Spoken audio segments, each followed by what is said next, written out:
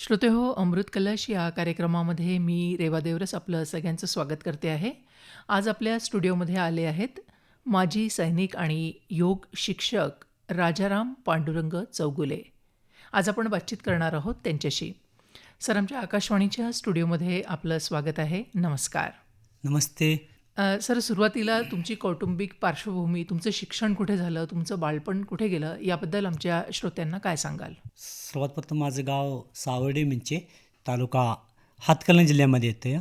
आणखी तिथेच आमचा जन्म झाला आणि त्या सावर्डे गावामध्येच 3 प्रकारच्या शाळा बी आहेत.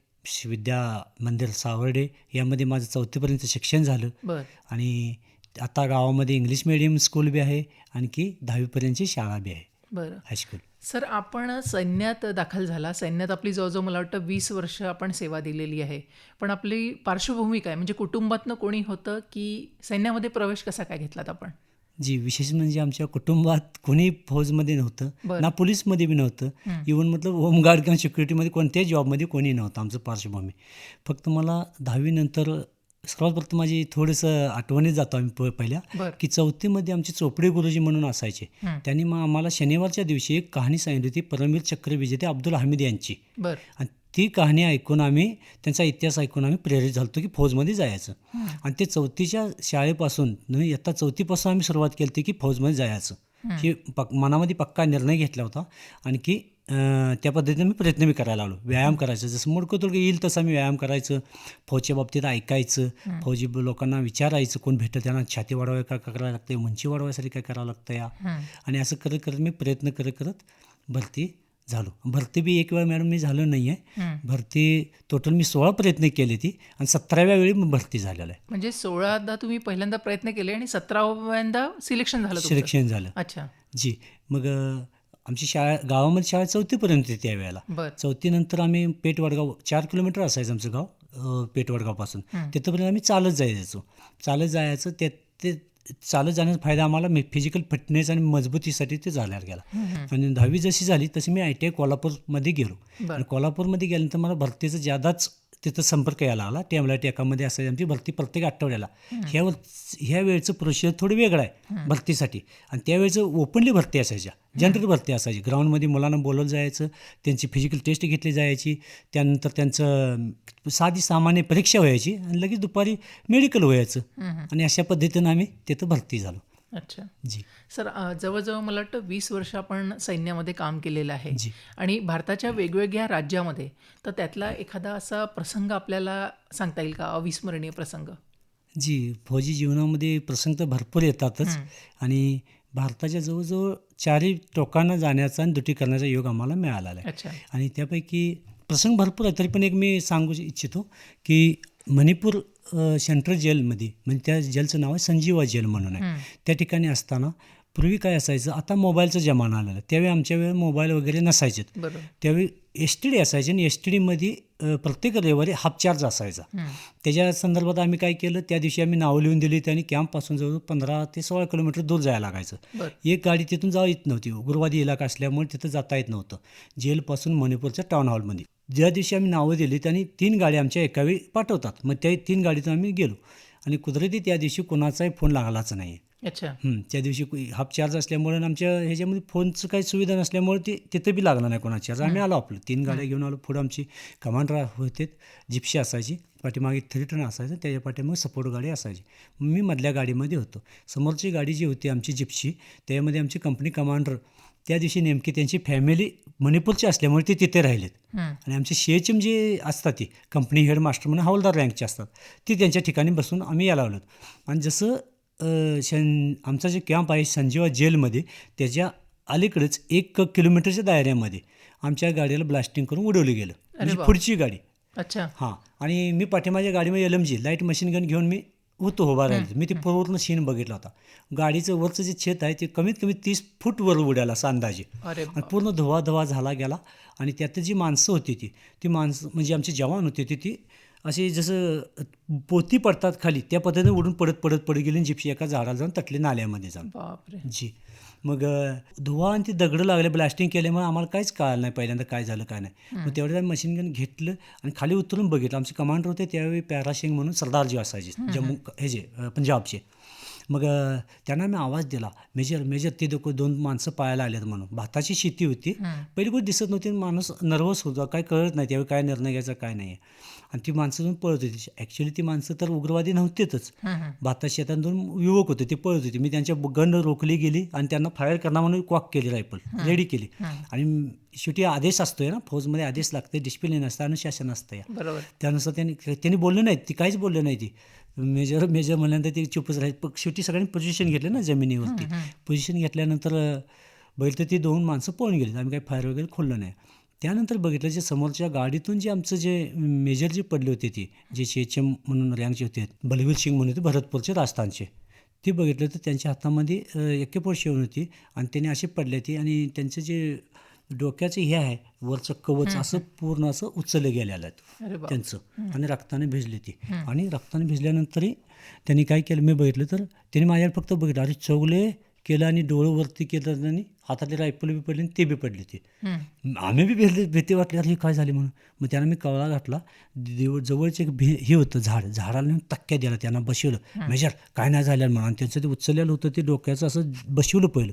तिथं बांधाय काय येतं काहीच नाही. आणि ती बेशुद्ध अवस्थेमध्ये गेले. ती त्यांची 1% तेवढी घेतली, कारण फौजमध्ये शिक्षण असतं या की आपला जवान आणि आपले हत्यार कधी सोडायचं नाही. जब तक आखरी सांस आहे तब तक हे दोनों को सांभाळणं आहे. त्यांना एकटं सोडायचं नाही, कधी सोडायचं नाही काही. म्हणून मी त्यांची रायफल तेवढी घेतली, पहिल्यांदा पाठीला लावली, मला रेडी हालतमध्ये ठेवली आणि त्यांना पाठीमाग ओढून ठेवलं. मग त्यांना आता हे करता येत नाही, बांधायचं कशानं. मग तिथे जे झाड होतं आणि त्या झाडावरती मासे माऱ्यांचं असं कपडा टाईपचा होता, त्या झाडावर चढलो, ते कपडा घेतला आणि त्यांचं पूर्ण टाईट बांधलं वरचं डोकं. आणि त्यानंतर आमचे जे ऑपरेटर होते, रेडिओ ऑपरेटर असतात आमच्या मद्रासचे होते, ते काय झालं, त्यांना भास झाला की मला गोळी लागल्या म्हणून. मग आमचं मेन कमांडर तिथं तुटातूट झाली सगळी. कोण पुढं पळालं, कोण लेफ्ट साईडला पळालं, कोण राईट साईडला पळालं, काही कळलं नाही त्यावेळी कोण कुठं आहे. त्यानंतर त्यांना मेसेज द्यायचा हेडक्वार्टरला, चौगले मेजर मेरे पेट में गोली लगाय. त्यांना भास झाला असा. मी गेलो पण त्यांचं शर्ट वर्दी वगैरे वर खोलून बघितले तर काहीच नाही आहे. ब्लास्टिंगमध्ये काय झालं, त्याची दगडं असतात ना, दगडं बी, आणि त्याच्यामध्ये छर्रे वगैरे किंवा लोखंडाचं किंवा काचचं घालतात. तो असा फोर्सफुली लागला हां, त्यांना लागला आणि त्यांना वाटलं गोळी लागल्या म्हणून. ते थोडं नवीन होते, ती त्यांना माहीत नव्हतं एवढा अनुभव. मग ते उचलून बघितलं, त्यांना काहीच नाही. मला काय नाही मेजर, काय नाही, कुछ नाही, कुछ नाही, बढिया आहे, कुछ नाही, मेसेज दो. तर त्यांना ते शेटवर मेसेज बी देता आला नाही. कपडा माईक होटल 12 पा कॉलिंग कपडा म्हणजे त्यांना ते वेगळं थोडं सिस्टीम वेगळी. मग ते झालं. मग अर्ध्या पाऊण तासानंतर आमची परत अर्धा तास लागला तिथं आम्हाला मदत मिळण्यासाठी. तोपर्यंत ते मेजरांना तसंच ठेवलं होतं, सगळेजण आपापलं पोझिशन घेऊन हे होतं, बाकी कुठं अटॅक होतोय का ते बघायचं असतं परत. तसं काय झालं नाही आहे. तर ते आम्ही नंतर ते मदत आली, DIG रँकचे ऑफिसर वगैरे आले ते. मग त्यांनी समजावून बघितलं सगळं. आणि त्यावेळी आम्ही बघितलं की बरोबर 1200 मीटरवर जमिनीच्या जवळजवळ फूट ते 1.5 फूट खोलीतून खालून ते तारानं जोडून तिथून त्यांनी ब्लास्टिंग केलेलं होतं. एवढ्या पाठीमागं बसले होते आणि तिथं ब्लास्ट केलं आणि ती उडून म्हणजे पळून गेली ती मागं जंगलामध्ये. मग त्यांना आम्हाला काय बॅटरी, त्यांची वायरिंग, चप्पल पळून गेलेलं ही चीजच सापडली, त्यांच्या दुकान सापडलं नाही. सर, आता जसं तुम्ही हा ब्लास्टिंगचा अनुभव म्हणजे तुम्ही स्वतः अनुभवलेला आहात, तर हे आर्मीचं जे जीवन असतं सैन्याचं आणि एक आपलं सर्वसाधारण सिव्हिलियन लाईफ जे म्हणतो आपण, याच्यामध्ये ऑफकोर्स जमीन आसमानचा फरक आहे. पण हा ब्लास्टिंगचा अनुभव तुम्ही घरच्यांना सांगितला होता का, आणि त्यांची तेव्हा काय रिएक्शन होती? मी सगळ्यात पहिलं मॅडम त्यावेळेला हेच नव्हतं आम्हाला कॉन्टॅक्ट संबंधित, म्हणजे जे संवाद साधण्याचं साधनच नसायचं. काय टेलिफोनची सेवा इतकी नव्हती, नाहीच आहे ती आमच्या पत्रातूनच सांगायची. आणि त्यावेळी फौजचं असं रोल होतं की फौजची आतील बातमी शक्यतो बाहेर कधीच करत नाही, कारण जी पत्र आम्ही पाठवतो किंवा जी पत्र आम्हाला येत होती ते 56 एप्रिल अंदर ते चेकिंग व्हायची पत्र. त्यामुळे हे अनुभव आम्ही इकडे आल्यानंतर शेअर केला. आणि बऱ्याच गोष्टी मी माझ्या बाबतीत गुप्त ठेवल्या की ज्यावेळी मी सुट्टी यायचा, एक काश्मीरचा एक हे आहे थोडा छोटासा, आणखी एक त्यांच्या संबंधित सांगतो. एक 5 वर्षांतर ते सर मला भेटले. कोण ते माझ्यापेक्षा वयानं मोठे, 10 वर्षाचा करीब फरक असेल. रेल्वे स्टेशन तिने मला पायशी पकडायला लागले. अरे चौगले तू होतास म्हणून माझं हे झालं बघ, नाही मला माहिती नव्हतं मी काय झालं असतं. मला बरं आश्चर्य वाटायचं. फौजची चीज आहे खरी, एकमेकाला साथ देत असतात. हां, आता घरी का सांगत नव्हतो हे सांगतो. एक वेळा आम्ही काश्मीरमध्ये यायला लागलो आणि तिथं पहाडी भाग असल्यामुळं, बर्फाळ भाग असल्यामुळं रस्ता स्लाईड व्हायचा ज्यादा, पहाडी टेकडी घसरायच्या रस्त्यावरती किंवा रस्ता घसरून जायचा खाली. आणि 3 दिवस आम्ही अडकलो त्या ह्याच्यामध्ये.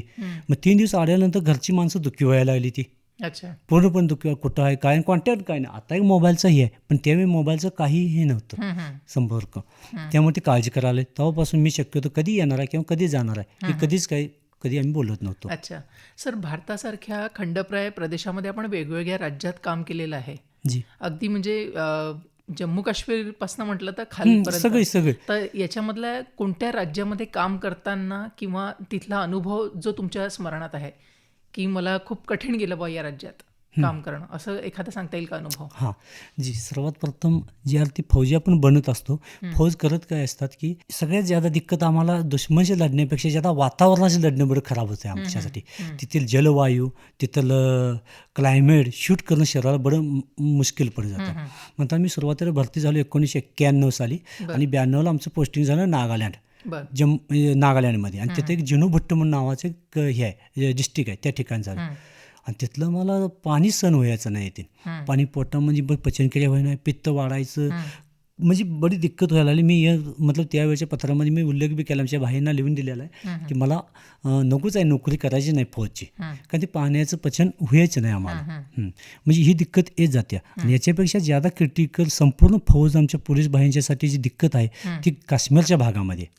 कायमस्वरूपी काश्मीरचा भाग आमच्यासाठी खतरनाकच आहे आणि चांगला नाही आहे.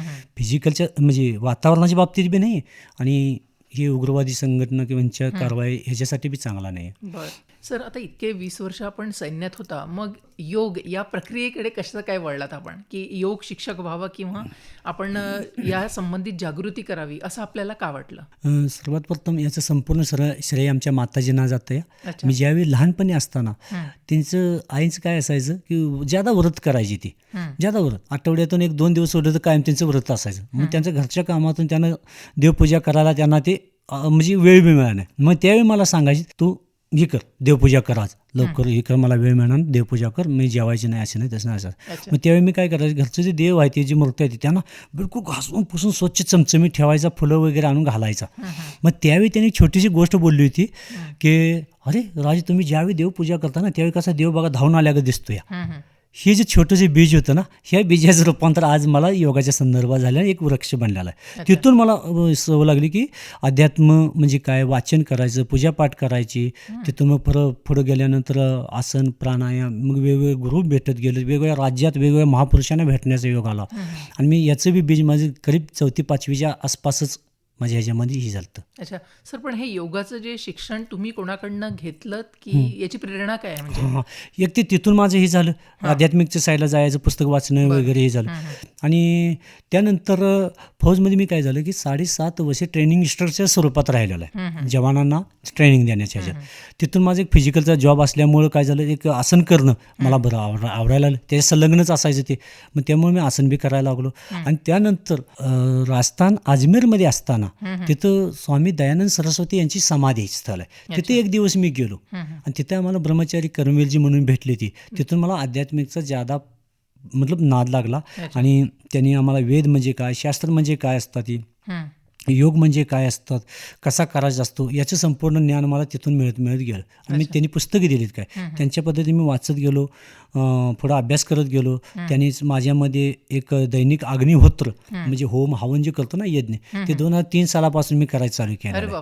तिथून कंटिन्यू जे आपले स्वामी जंगम करतात ते समाज, आम्ही ते काय नसताना, आम्ही पार्श्वभूमी नसताना ते आम्ही करतोय. आणि त्याच्या पाठीमध्ये थोडं विषयांतर होतं आहे, तरी पण एक सांगतो या विषया संबंधित आहे बात म्हणून.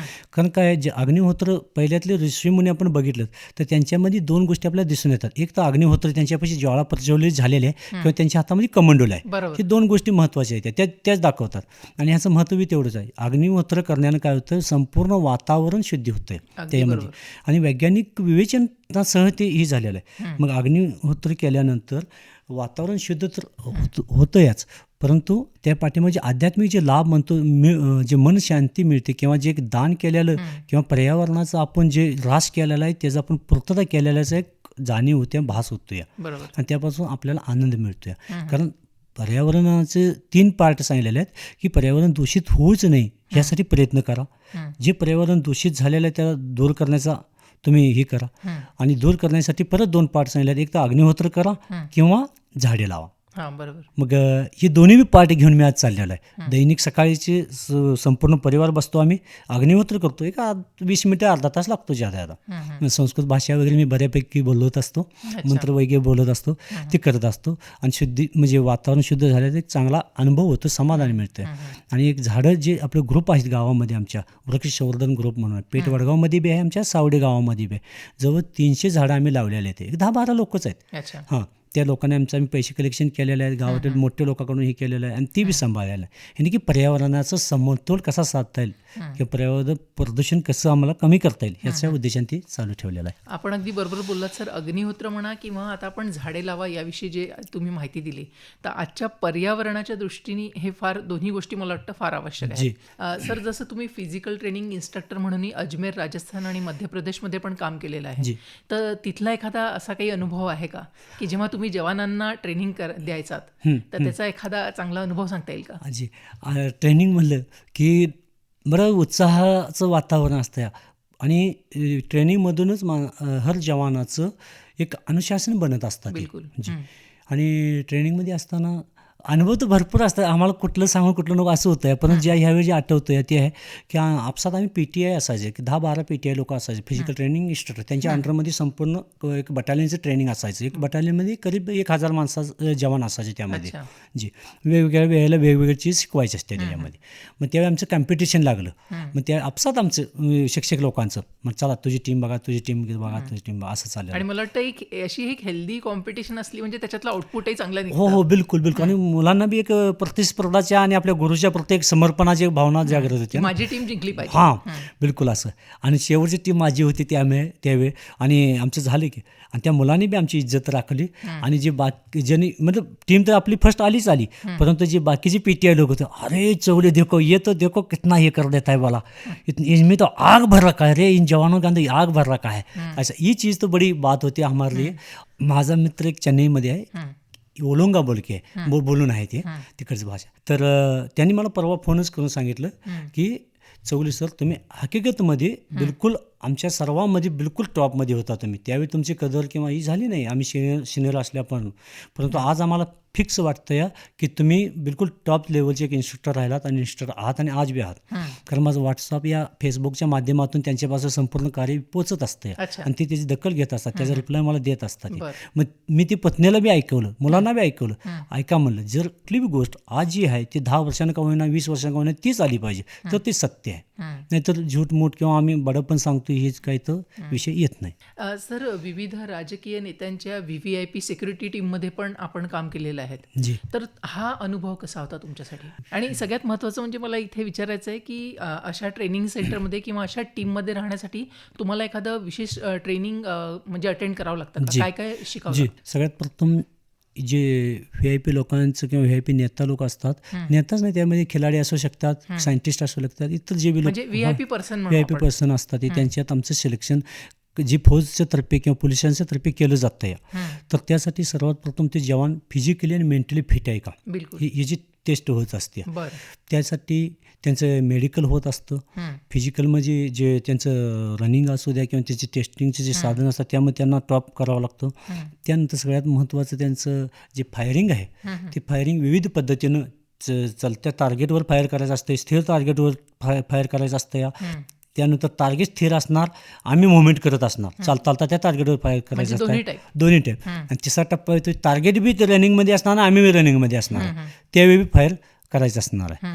मग काही वेळ टार्गेट जसं की आपल्याला दिसतं या, पण काही वेळ दिसत बी नाही आहे, अशा वेळी तुम्ही कसं निर्णय घेणार, कसं फायर करणार आहे, फायर खोलणार का नाही खोलणार, म्हणजे अशा पद्धतीचं ते हे असतं, ट्रेनिंग असते. दुसरी बात अति महत्त्वाची चारित्रिक बात असते. त्या जवानाला कुठल्याही प्रकारची नशा असता कामा नाही. नशेवाल्या माणसं जवानाला त्याला कधी ते टीममध्ये सिलेक्ट होऊ शकत नाही. आणि त्यासाठी त्यांचं रेकॉर्ड मेंटेन करत असतात. ते फौजमध्ये जे फौजी ऑफिसर असतात, संपूर्ण खालून वरच्या लेवलपर्यंत त्या परख केली जाते त्या जवानाची. फिजिकल ही जी टेस्ट असते हे फायरिंगची टेस्ट असते, याच्या अतिरिक्त हा महत्त्वाचा पॉईंट आहे. तर नशा कुठल्याही पद्धतीचं करता कामा नाही. विविध प्रकारचं अडथळे असतात, ते अडथळे ते कसं पार करू शकतो, किती वेळेत करू शकतो हे बघितलं जातं त्यामध्ये. मग सर, हे जे सिलेक्शन होतं ह्या स्पेशल टीमसाठी हे किती वर्षांसाठी असतं? हे आता जनरली जे ट्रेनिंग असते आमचं 9 महिन्याचं त्याचं पिरियड असतो, परंतु 12-14 महिने लागतातच. अच्छा. कसं पिरियड वगैरे हे करता करता ते ट्रेनिंग वाढतं याच पुढं होतं अच्छा. ते.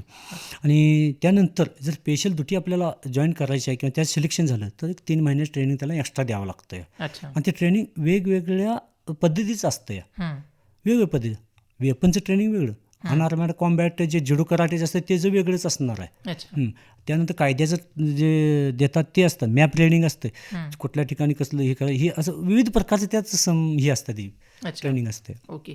सर, आज आपण इतके वर्षापासून सैन्य दलात कामात होतात. त्याच्यानंतर योगाकडे आपण वळलात, जी राईट? जी पण त्याच्यानंतर स्कूल, कॉलेज, अकॅडमी आणि आता हॉस्पिटलमध्ये पण आपण योग शिक्षण आणि त्याचे क्लासेस घेताय. तर त्याविषयी, ह्या सगळ्या अनुभवाविषयी किंवा म्हणजे एक्झॅक्टली काय सांगता येईल तुम्हाला याविषयी? वा, कारण इतकं सगळं कार्य तुम्ही योगाशी रिलेटेड केलेलं आहे. एका वाक्यात बोलायचं जातं, आनंदी आनंदकडे. अच्छा. कारण योगामध्ये एक तर आम्ही आता फ्री झालो या फौजमधून, बरोबर. ना किसी प्रकारचं आम्हाला शिट्टी वाजली की पळा रे किंवा हे करा, आज काही टेन्शनवाली बात राहिली नाही. आणि ते ज्यावेळी मी आता बाहेर पडलो, आम्ही समाजामध्ये आलो, पहिले त्यावेळेचं ट्रेनिंग इन्स्ट्रक्टर आणि त्याच्या अगोदरची एक बात होती की मी फिजिकल ट्रेनिंग इन्स्ट्रक्टरच्या बरोबर नॅशनल जिम्नॅस्टिक बी आहे, ही जिम्नॅस्टिक बी केलेलं आहे, बरं. अटेंड केलं. बेसिक माझी पोझिशन आली नाही त्यावेळी, माझं वय वर्ष 24 होतं. 24 वर्ष मग शेवटच्या टप्प्यात आम्ही त्यात केलं जॉईन. मणिपूरमध्ये 28 नंबरचं हे होतं आपलं जे राष्ट्रीय खेळ, त्यावेळी झालेलं आहे खेलगावमध्ये. त्यानंतर जे आता जे मी घेत असतो या, एक योगाचं आणि प्लस माझे फिजिकल असं दोन्ही मिळून माझा कांबो असतो कार्यक्रम. आणि कांबो टाईपचा कार्यक्रम असतो आणि तो मुलांना भरपूर आवडतो. आणि त्या मुलांना मी ट्रेनिंग देताना मला बी खुशी होत असते, खूप आनंद मिळत असतो. आणि त्यात बिना कशाचं मतलब एक इच्छा न ठेवता मी माझ्या वेळेमध्ये त्यांच्याकडून टायमिंग घेत असतो आणि त्या मुलांना शिकवत असतो. आणि ह्यामध्ये विविध प्रकारच्या विभाग आलेले आहेत. सगळ्यात प्रथम मुलांना मी पहिलं पकडलं सुरुवातीला, जवळजवळ 300 ते 350च्या पुढं शाळा, स्कूल, कॉलेज, अकॅडमी झाले असतील आतापर्यंत. मग त्यामध्ये कोल्हापूर, सांगली, सातारा आणि इव्हन सिंधुदुर्ग तक मला मौका मिळाला आहे मुलांची ट्रेनिंग द्यायचा, म्हणजे शिकवायचा, योगाचा क्लासेस वगैरे घ्यायचा. याच्या अतिरिक्त कळंबा जेल आपलं कोल्हापूरचं आहे, जवळजवळ 1700 कैदी 54 बायका होत्या. 70 दिवसाचं ट्रेनिंग होतं त्यांचं, ते घ्यायचं मला योग लाभला. त्यानंतर सध्या माझं चालू आहे कुंभोज बाहुबलीमध्ये एक वृद्धाश्रम आहे, आणखी एक हॉस्पिटल आहे. हॉस्पिटलमध्ये प्रत्येक रविवारी असतो या योगाचा कार्यक्रम. पेशंट असतात, त्या पेशंटांना शिकवायचं, हसवायचं, त्यांच्या व्याधीतून त्यांना बाहेर काढण्याचा प्रयत्न करायचा, थोडं नाचवायचं, साधं सोपं व्यायाम घ्यायचं, जसं की सूक्ष्म व्यायाम वगैरे आहे, ती त्यातून थोडं हसवायचं, असं घेत असतो. आणि त्याच्या अतिरिक्त जे अतिमहत्त्व मी समजतो की जे वृद्धाश्रम आहे ना, त्यामध्ये लोक वयाने बी फार मोठे आहेत आणि काही लोक असे आहेत की पैशांचं म्हणजे त्यांचे पेन्शन वगैरे एका काही 30-30, 40-40, 50, 60, 70 हजार रुपये पेन्शनवाली लोक वृद्धाश्रमामध्ये येतात. मग त्यांना एकत्र करून घ्यायचं आणि त्यांना बी हसवायचं. एक 80-90 वर्षाच्या मनुष्याला किंवा ज्यांना हसवायचं आजीला म्हणजे एवढं सोपं नाही आहे. फार मुश्किल काम आहे, पण त्यांच्यासारखं त्यांच्या ह्याच्यामध्ये घुसायची, एकरूप व्हायचं आणि त्यांना हसवतो मी. म्हणजे त्यांच्या लेवलला जाऊन, त्यांच्या लेवलला लेवलला जाऊन त्यांना बिलकुल नॉर्मल वातावरणात हसवायचं हे काम करतो. आणि शारीरिक हरकत घ्यायची, व्यायाम घ्यायचं, थोडं ताण द्या ना शरीराला. मी योगामध्ये सिद्धांत आहेत ना, शरीराला ताण दिला पाहिजे, शरीरावर दाब दिला पाहिजे आणि शरीराला पीळ दिला पाहिजे. मग ही पद्धत आम्ही त्याच्याबरोबर अवलंबून घेतो आणि ती हसत हसत करून घ्यायचं. तिथे कमांड किंवा काय असं हे नाहीच आहे, असं करत असतो. आणि याच्यापेक्षा एक दुसरं महत्त्वाचं, कोल्हापूरमध्ये बाल संवर्धन विभाग म्हणून आहे. जवळजवळ 250 मुलं आहेत, ती 300 मुले आहेत तिथे, 500चं करीब हे आहे. तिथं जाऊन मी निःशुल्क पद्धतीनं, जवळजवळ माझ्यापासून ते 20-22 किलोमीटरवर पडतं या, तिथं जात असतो आणि त्यांचं मी योगाचं घेत असतोय. मुली वगैरे आहेत, मुलं वगैरे आहेत, ज्यांना पाठीमागं काही बॅकग्राऊंड नाही आहे, ना माता पिता जे आहेत ना काही, ती संस्था सांभाळत असते त्यांना आणि ती संस्था त्यांचं शेवटपर्यंत लग्न वगैरे संपूर्ण त्यांचं जीवन बसवून देत असते. सर, जसं आता आपण बोललात की आपण लहान मुलांना, तरुण वर्गाला आणि वृद्ध वर्गालाही योग शिक्षण म्हणजे क्लासेस घेतात, तर तुम्हाला म्हणजे काय गंमत वाटते? त्या एज डिफरन्स जसं वेगवेगळं आहे, जनरेशन गॅप पण आहे, तर याच्यामध्ये तुमचं कसा काय लागतं? सगळ्यात मला मजा वाटते की मी सगळ्या ठिकाणी फिट बसतोय, हे एक मानसिक आनंद होतोय मला. आणि एक फौज बॅकग्राऊंड असल्यामुळं जेवढे जवान लोक आहेत ना, त्यांचा योगा घ्यायला एक वेगळं ही आनंद येतो. आणि जेवढा टफ आहे तेवढा मी योगा त्यांच्यासाठी, त्यांच्यामध्ये उत्साह ज्यादा असतो, त्यांना रपटप घेता येतोय ज्यादा. परंतु ही जी लोक असते ती आपली बुजुर्ग लोक, त्यांच्यापाशी थोडं ॲक्टिव्हिटी कमी घ्यायची, पण आपल्याला ज्यादा थेरिकल ज्यादा बोलायला लागतं त्यांच्यामध्ये. असं करा तसं का, जोश भरा लागते, ऊर्जा भरा लागते. एक एक चुप्पच बसलेले असते ती, त्यांना आवड बी नसते. जिंदगीचा अंतिम समय, अंतिम चरण असल्यागत आहे. बरोबर आहे. मग त्यांच्यामध्ये उत्साह भरायचा, थोडं हे जे भरायचं आहे जोश योगातलं, मनुष्य जन्माच्या बाबतीत, मनुष्य शरीराच्या बाबतीत सांगायचं आहे. बरोबर. शेवटच्या क्षणापासून शेवटचा एक एक आपला बाल, एक एक केस, एक एक नाखून किती महत्त्वपूर्ण आहे. आणि ही वेळ कसा आपण वाया न घालवता त्यावेळी तुम्ही करा ना. फिजिकली बी थोडंसं करा, आनंद बी येणार, रक्तसंचार होणार, श्वसन वाढणार आहे, आणखी उत्साह तर वाढणारच आहे. ज्यावेळी जे पुढचं अंत आहे तर सब ठीक आहे, अंत भला तर सब भला. बिलकुल. सर, मी तुमचा एक व्हिडिओ पाहिला होता, तुम्ही नदीमध्ये मला वाटतं शीर्षासन केलेलं आहे. जी. तर ॲक्च्युली ते पाहिल्यावर अंगावर काटा आला माझ्या, कारण साधारण आपण शीर्षासन म्हटलं तरी ते मोठ्या मोठ्या लोकांना जमत नाही. तर हे कसं काय सुचलं तुम्हाला? जी, हे कसं झालं, आम्ही पोहत होतो नाही त्यावेळी एक मित्र म्हणाला, अरे तू जमिनीवर करतोस ना, पाण्यात करून बघ भाऊ. अच्छा. मग त्यावेळी काय आम्ही काही केलं नाही, ते शक्य बी नव्हतं आम्हाला, काही एवढं मी डोक्यात घेत नाही. पण डोक्यात ते कुठं राहायला लागलं की हां करायला पाहिजे. मी आणखी माझा मुलगा ज्यावेळेस पावसाळ्यात दिवस होतं, तळ भरलेलं होतं, मग त्या थोड्या पाण्यामध्ये आम्ही प्रॅक्टिस करायला लागलो. पडलो बऱ्याच वेळेला. त्यावेळी नाकामध्ये पाणी जायचं, कानामध्ये पाणी जायचं, व्हायचं नाही, पडायचं. कारण कुठली बी चीज उलटी करणं बरं थोडं खराब होतं, म्हणजे काफी कौशल्य लावावं लागतं. आता जसं आपण कायमपणे पुढे पळतोय, पुढे चालतोय, काय नाही आहे. पण ज्यावेळी तुम्ही काही दिवस पाठीमाग चालून बघा की असंभव आहे, म्हणजे बरं मुश्किल वाटतंय त्याचं कव्हर करणं. पायावरती असणं करू शकतो, पण डोक्यावर करणं बरं मुश्किल आहे, आणि ते बी पाण्यामध्ये. मग त्यासाठी आम्ही कोशिश केला, मी माझ्या मुलग्यानं पहिल्यांदा. मग मित्र जमायला आले, हळूहळू ते दिवस वाढत गेले. एक महिन्याच्या अभ्यासानंतर मी परफेक्ट व्हायला लागलो त्याच्यात. आणि त्यानंतर मग आम्ही त्याच्यावर जमिनीवर आम्ही कदमताल करू शकतो, लेफ्ट राईट करू शकतो. ते मी पाण्यात डोक्यावर उभा राहून ते पाण्यामध्ये उलटं करून हे केलेलं आहे. आणि याची दखल आमच्या पतंजली योग समिती कोल्हापूरवाल्यांनी बी घेतली, आणि बी न्यूज चॅनलवाल्यांनी बी घेतली, आणि रंकाळ्यामध्ये मोठा कार्यक्रम झाला. चारी बाजूला हे लावून कॅमेरे वगैरे लावून भरपूर ते हे झालं. हा रिस्क असते. ते केल्यानंतर एक 4 दिवस नशा केल्यागत वाटतंय, डोक्यात पूर्ण पाणी जातंय. मग त्यानंतर मी कानामध्ये थोडंसं कापसाचं हे घालायला लावलो. तेल घालून कापूस तेल भिजवायचं आणि त्यामध्ये कानामध्ये ठेवायचं. मग थोडंसं, आणि मला वाटतं जवळजवळ तो 20 ते 22 सेकंद पर्यंत तुम्ही तसे त्या ह्याच्यात होता, त्या स्टेजला. आणि त्याच्या अगोदर प्रॅक्टिस केलं तर मी शंख फुकायचा. अच्छा. मी आता शंख फुकायला तर 1 मिनिट शंख वाजवू शकतो. अरे मग ते मी कोशिश करत गेलो. एका दिवसात नाही झालं ते. शंख वाजवायचा, त्यानंतर पाण्यानं भरलेलं बॅरल असतं, त्यात फक्त आपलं मुंडी बुडवायची, नाक बुडवायचं, किती वेळ राहू शकतो हे बघायचं. म्हणजे याच्यावरनं सिद्ध होतं सर, कण वाळूची रगडीता तेलही गळ्याची म्हण आहे. मला वाटते तुम्ही अगदी त्याचं ज्वलंत उदाहरण आहात. बिलकुल कोशिश केला आम्हाला, जेवढं डिफिकल्ट असं नसेल किंवा डिफिकल्टी असू दे, हे करण्याची मी पूर्णतः कोशिश केली. अच्छा. सर, आता तुमच्याकडे पाहिल्यावरच असं लक्षात येतं, म्हणतात ना, सोल्जर इज ऑलवेज सोल्जर. जवान हा शेवटपर्यंत, म्हणजे म्हातारा असला तरी जवानच जवान मानलं. सर, तर मला आता उत्सुकता आहे की तुमची आता दिनचर्या कशी असते दररोजची? आता सर्वसामान्य जीवनामध्ये आम्ही आलेलो आहे, फौजमधनं अलिप्त झालेलो आहे. तर सकाळी आपण एक छोटीशी नोकरी बी मी करतो, सिक्युरिटीची नोकरी बी आमच्या घराजवळच आहे ते पॉईंट, त्यामुळे मी पकडलेला आहे. मग नोकरी करत करत स्वतःची शेती आहे थोडीशी वडिलांची, आणि थोडीशी मी खरेदी बी केलेली आहे. आता जय जवान नंतर आम्ही जय किसानमध्ये पूर्णतः वाहून घेतोय. जवान किसानची संपूर्ण कामं जवळजवळ मी करत असतो. म्हणजे जे ब्रीद वाक्य तुम्ही ते फॉलो करता? पूर्णतः हे करायला लावलं मी, हकीकतमध्ये उतरायला लावलेला. स्वतःची जनावरं आहे ती सांभाळतो, बैलगाडी केलेली आहे ते चालवतो व्यवस्थितरित्या, आणि मी पत्नी आम्ही आनंद घेतो, एन्जॉय करतोय. मुलं दोन्ही शिकायला आलेले आहेत, ते अजून स्टँड झालेले नाही आहेत, ती बी हुशार आहे. ती चांगलं, त्यांचं बी योगाचं वगैरे कार्यक्रम छोटं मोठं असतात, एवढं ज्यादा हे नाही आहे, कारण त्यांचं शिक्षण चाललेलं आहे. मी पत्नी आपलं आनंदानं आपलं जनावरं सांभाळत असतो, शेती बी सांभाळतो, आणि नुकती केली सोडून दिलं असं नाही, शेवटच्या टप्प्यापासून त्याची साथ सोडत नाही, करेक्ट आणायचीच. अच्छा. असं करत असतं. सर, इतक्या वर्षापासून आपण सैन्यात होतो, आता योगाचं शिक्षण पण देत आहे, प्रत्येक पिढीलाच देत आहे, म्हणजे लहानांपासून ते मोठ्यांपर्यंत. तर आजचा जो तरुण वर्ग आहे, त्यांना जर सैन्यात दाखल व्हायचं असेल किंवा योगामध्ये करिअर करायचं असेल, तर त्यांना तुम्ही काय संदेश द्याल सर? सगळ्यात प्रथम ह्या दोन्ही पॉईंट आले त्याच्यात, एक योग आला विभाग वेगळा, आणि एक सैनिकाचा विभाग वेगळा आला.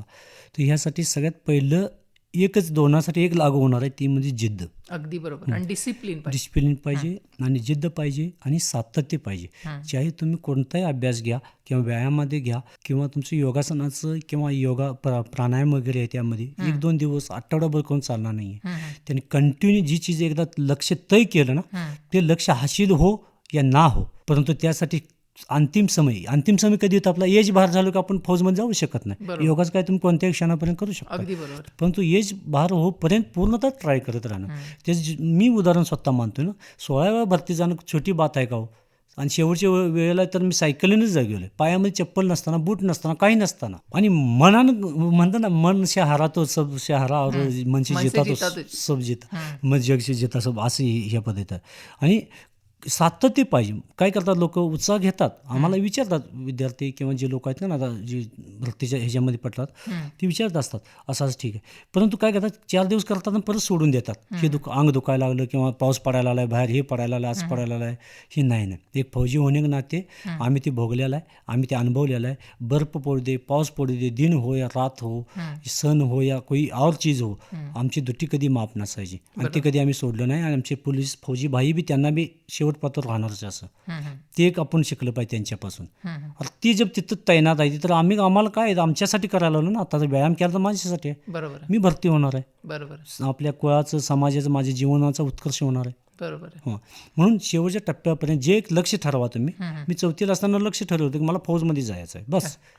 मग तसं संपूर्णतः वाहून घ्या त्या लक्ष्यासाठी आणि सातत्य ठेवा, होऊन जाणार आहे. आणि यदा कदाचित काही मुलं काय म्हणतात की मला इंडियन आर्मीमध्ये जायचं आहे. आता तुम्ही आर्मीमध्ये नाही झाला, यदा कदाचित नाही झाला, सगळीच मुलं होऊ बी शकणार, लाखाच्या पटीत आलेले असतात, नाही होणे दे, पोलीसमध्ये जाऊ शकताय, बरोबर, SRPFमध्ये जाऊ शकताय. अरे काय नाही झालं तर होमगार्डमध्ये जाऊ शकता. ते बी नाही झालं तर तुमचं शरीर तर तुमच्या संघ आहेच ना मजबूत, अंतिम श्वास तक ते कुठं वाया जात नाही. बरोबर. चाणक्य महाराज काय म्हणतात, असंभव लगने वाली कल्पना कर लेना चाहिए हमेशा.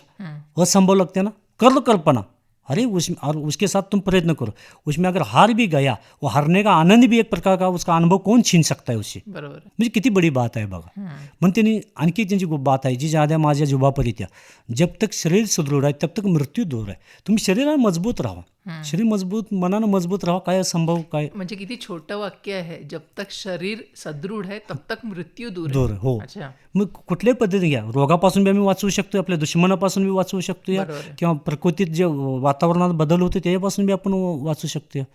पण शरीराला महत्त्व दिल्यावर मजबूत ठेवलं पाहिजे, मनानं मत खंबीर राहिलं. अच्छा सर, आपण इतक्या वर्षापासून योगा संबंधित म्हणजे योगा क्लासेस घेताय, अकॅडमी चालवत आहे, म्हणजे हॉस्पिटल झालं, कॉलेज झाले, स्कूल झाले, तर आता भविष्यातल्या आपल्या म्हणजे भावी योजना काय आहे याविषयी, जी, की अजून काय करायचं आहे या क्षेत्रात असं वाटतं? योजना एवढंच वाटतंय, समाजामध्ये एखादा मनुष्य विद्वान बनणं एका दिवसात होऊ शकत नाही. जसं एडिसनने त्यांनी स्वतःच दाखवलेलं आहे की 1000 वेळा प्रयोग करून त्याने बल्बाची शोध लावला. त्या पद्धतीनं मी एक असं बनत गेलो की एक तर फौजी, त्यानंतर योगी. माझ्यातून एवढंच म्हटलं मी इच्छा असणार आहे की मी समाजाला कितपत परोपकार करू शकतो, माझ्यात किती ज्ञान आम्ही देऊ शकतो, किती त्यांची सेवा करू शकतो, हेच माझा उद्देश असणार आहे. बाकी जे आपल्याला भौतिक चीज पाहिजे, हे पाहिजे, ते पाहिजे, असं पाहिजे, ह्या गोष्टीची थोडीशी आम्हाला या योगाच्या ह्याच्यामुळे निर्लिप्तता, जगण्यासाठी झालं भरपूर होते माणसाचं. आणि कमवल तेवढं कधी खतम होत नाही, पृथ्वीची काही सीमा नाही, कारण पृथ्वी गोलच आहे, ती परत ते राऊंड परत होत चालूच राहणार आहे, कधी संपणार नाही. ह्या टोकापर्यंत त्या टोकापर्यंत गेला तर ते गोल आहे, परत आणि तिथनं चालू झालं. त्या पद्धतीनं आपल्याला जरूर नाही की भौतिक चीज एकत्र करणं, संग्रह करणं, अपरिग्रह ह्याच्यामध्ये एक हे होतं की नको त्या गोष्टीचं किंवा जादा संग्रह करणं, ही काही इच्छा नाही.